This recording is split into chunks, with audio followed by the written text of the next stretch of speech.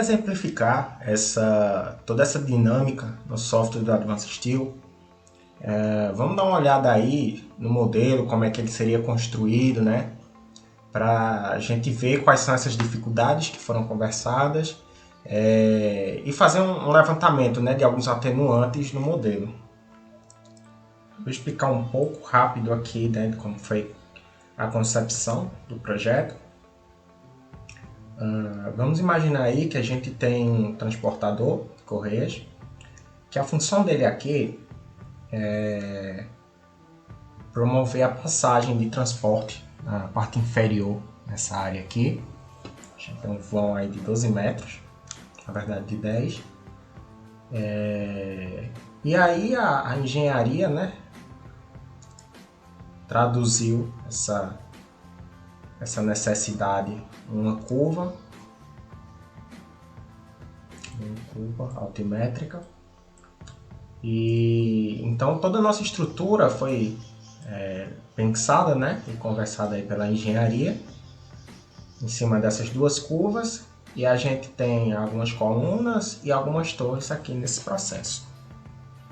Bom, em cima dessas duas linhas a gente tem as subdivisões do projeto, os espaçamentos aí entre os elementos da treliça e os elementos da passarela. E a questão aqui é justamente quando a gente vai tratar dos objetos do Advanced Steel, que a gente vai falar de vigas, né? O lançamento das vigas. O que acontece? Todo modelo aqui ele vai ter que seguir a curva tangente, né, dessa elevação. O método mais rápido para a gente lançar as vigas aí no Advanced Steel, principalmente para esses casos, vai ser o lançamento de viga com base em linha. Ele vai perguntar se eu quero apagar as linhas. Não, eu gosto de que elas ficam lá de referência. Eu vou escolher um modelo, vou colocar aí as nossas cantoneiras. Essas cantoneiras, dos 2 e 1/4. Acredito que elas estão numa rotação que não é a nossa rotação de projeto. Vou colocá-las sim. Bom, se a gente for anotar o lançamento dessas vigas aqui, a gente vai ver uma coisa bastante interessante. Em relação a como elas têm que ficar no modelo,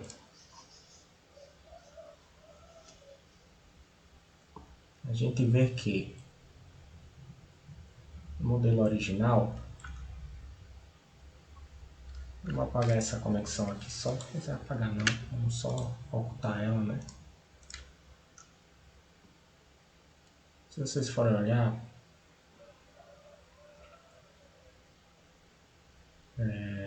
elas aqui estão sempre paralelas, né, à nossa tangente, ou seja, toda essa face superior aqui dos contraventamentos, eles estão paralelos ao nosso perfil de engaste, certo? E quando a gente vem dar uma olhada aqui, a gente vê que o nosso plano de lançamento é o plano XYZ paralelo lá ao nosso piso. E a gente vê que os perfis L, né, eles estão paralelos ao nosso plano XY lá. E esses caras aqui, eles estão numa angulação que não é interessante. Também não é a angulação que nós precisamos, né, para o nosso projeto. Ou seja, para a gente colocar eles na tangentes, né, a nossa viga lá, essa viga de referência, a gente vai precisar promover 3 operações aí. A primeira, a gente vai ter que pegar esse plano XYZ lá, né, do nosso projeto, ajustar. Depois que a gente ajusta, a gente vai ter que reorientar a nossa viga aí em relação ao nosso CS. Percebam que agora elas ficaram paralelas, mas uma orientação não, que não é a nossa do projeto. A gente vai só reajustar aqui esses ângulos. Bom, se vocês forem olhar agora, estão paralelas lá ao nosso eixo. E perceba que a gente vai ter que fazer isso para todos os lançamentos, tá? Em relação à curva. Em relação aqui à parte ortogonal, é mais simples porque a gente só coloca o XYZ aqui e as peças já vão vir no nosso, na nossa angulação correta, mas aqui isso não acontece. Então aqui a gente vai ter que fazer esse processo de alinhamento das peças, uma a uma, em todo o modelo. E isso vai se repetir lá para os nossos, por exemplo, do lançamento, né, das nossas grades de piso. Ou seja, a gente vai ter que pegar um ponto, lançar a nossa grade de piso, aí depois a gente vai ter que vir aqui, pegar a nossa nova angulação. Aqui está bem próxima, mas na verdade tem que ajustar, tá? Aí vai lá, joga outra pontinha de piso, outra grade de piso, né? E assim a gente vai ter que fazer durante toda essa parte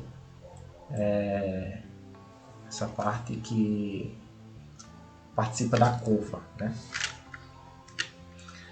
E não só isso, né? Depois que a gente fizer toda essa parte, a gente ainda tem esse elemento aqui que a gente vai ter que colocar ele sempre paralelo à nossa curva também, né? Os roletes vão ter que estar sempre paralelos à curva, ou seja, além da gente orientar cada contravento horizontal e cada grade de piso em relação à orientação da curva tangente, né? Do nosso processo de criação aí dessa estrutura, a gente ainda vai ter que fazer isso para cada elemento de roletes lá da suporte e do rolete e do suporte. Então a gente já percebe que quanto mais curvas o projeto tem, mais dificuldades. Então a gente percebe que quanto mais curvas a gente vai ter no projeto, mais dificuldade a gente vai ter em relação ao modelo manual, que seriam essas orientações, essas peças comuns aqui, né? Então, já que a gente discutiu aí um pouco, né, dessa questão da ortogonalidade do projeto, que vai ter que ser feita ponto a ponto. Bom, a gente pode ver aí nesse projeto que os perfis já estão lançados, né? Que as conexões também estão lançadas. E o Advanced Steel é muito bom em reconhecer, né, quando um determinado tipo de perfil se liga com um determinado outro tipo de perfil, e aí a gente consegue propagar nossas juntas, ou então fazer um processo mais controlado por juntas dependentes. A gente consegue jogar esses guarda-corpos todos a partir de macros, a gente só tem o trabalho de criar a primeira e as demais são replicações, né, desse banco de dados. E como a gente falou aí, né, o processo da ortogonalidade, a gente pode ver aqui que esse projeto ele tem a intenção de cumprir uma função, né, que é a elevação para o transporte,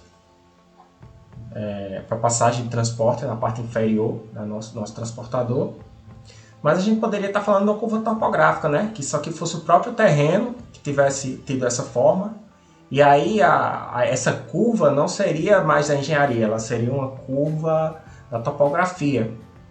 E a nossa entrada, o nosso projeto seria todo a partir da topografia, né? Aquelas nossas duas linhas lá de referência que a gente usou no modelo para criar esse modelo inteiro. Aquelas duas linhas que compreendem o modelo em si, a passagem, né, do transportador.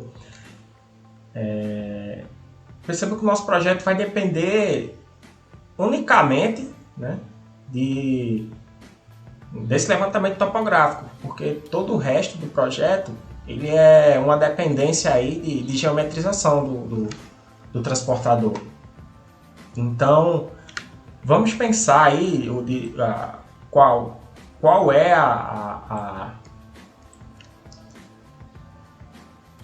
do ponto de vista de adaptabilidade e de escalabilidade desse projeto, quais são, né, as possíveis alterações que uma variação da curva topográfica poderia trazer para a gente. Primeiro, vamos falar aí de adaptabilidade.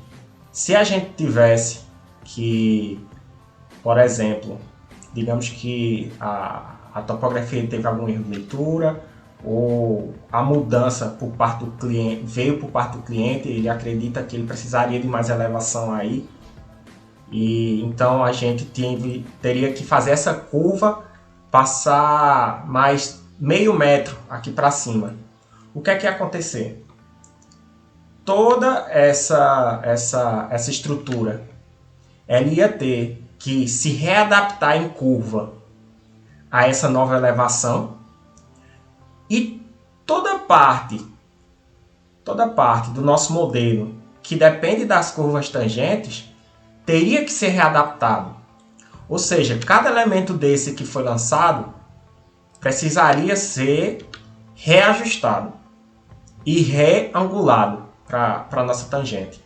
Ou seja, a gente perdeu aí uma questão de adaptabilidade muito grande no nosso projeto, porque as dimensões gerais se mantiveram, mas a gente não tem facilidade para conseguir readaptar esse projeto à nova curva.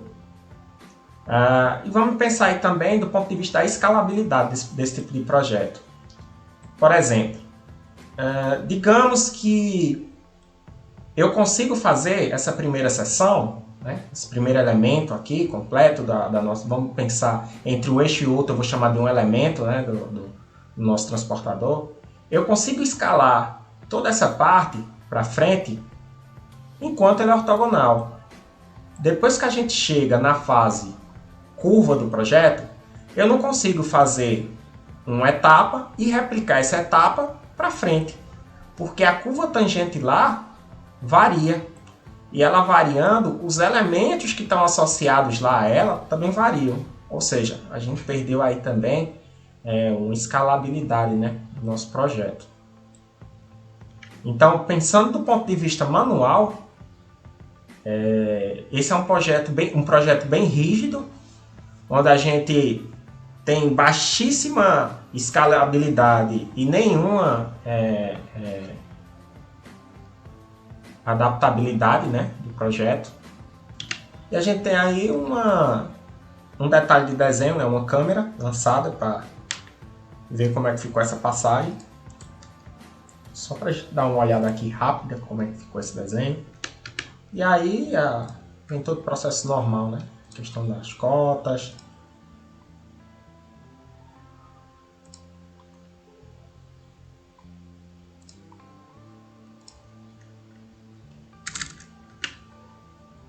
E os processos que advêm do modelo 2D.